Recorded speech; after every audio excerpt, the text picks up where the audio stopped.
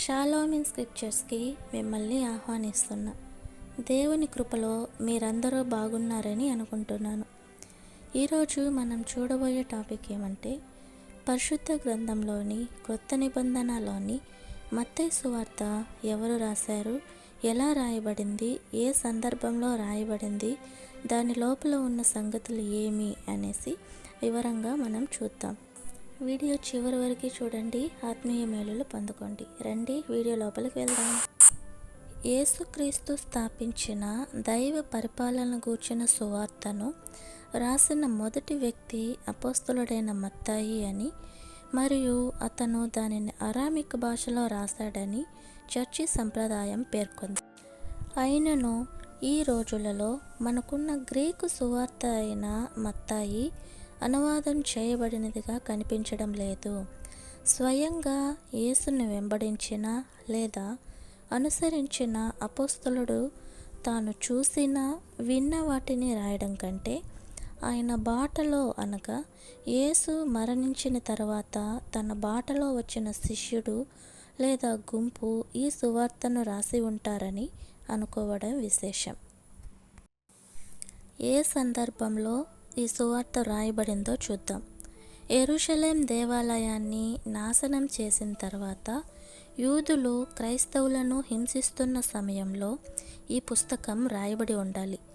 యేసు శిష్యులు యూదుల ప్రార్థనా మందిరాలను విడిచిపెట్టి సంఘముగా కూడుకోవడం ప్రారంభించిన సమయంలో ఈ పుస్తకం కనిపించింది.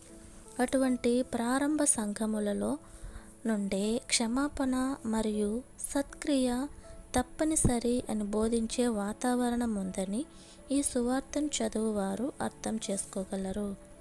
అప్పటి నుండి ఇప్పటి వరకు ఇలాంటి మంచి గుణాలు మనం కలిగి ఉండాలని అర్థం చేసుకోవాలి. మత్తయి పుస్తకంలో ఉండే సంగతులు. యూద మత క్రైస్తవులు మరియు ఇతర అన్యజనులు యాంటియోక్ వంటి గ్రీకు మాట్లాడే యూదయ నగరాల్లోని సంఘముల సభ్యులు. వారి మధ్య చాలా సమస్యలు ఉండేవి. అనేక మంది యూద మత క్రైస్తవులు ఇతర యూదుల వల్ల వచ్చే హింసల వల్ల నిరుత్సాహపడ్డారు. యేసే నిజమైన మెస్సియానా అని వారి హృదయాలలో సందేహం వచ్చింది. ఈ సమస్యల పరిష్కారం కోసం ఈ పుస్తకం రాసినట్లు తెలుస్తోంది. యూదులు ఎదురుచూచుచున్న మెస్సియా యేసే అని ఈ పుస్తకం యూద మత క్రైస్తవులకు గట్టిగా చెబుతోంది. అతను దేవుని కుమారుడని నొక్కి చెప్పబడింది. ఆయన రాకలో దైవ పరిపాలనకు భంగం కలుగుతుందని కూడా సూచించారు.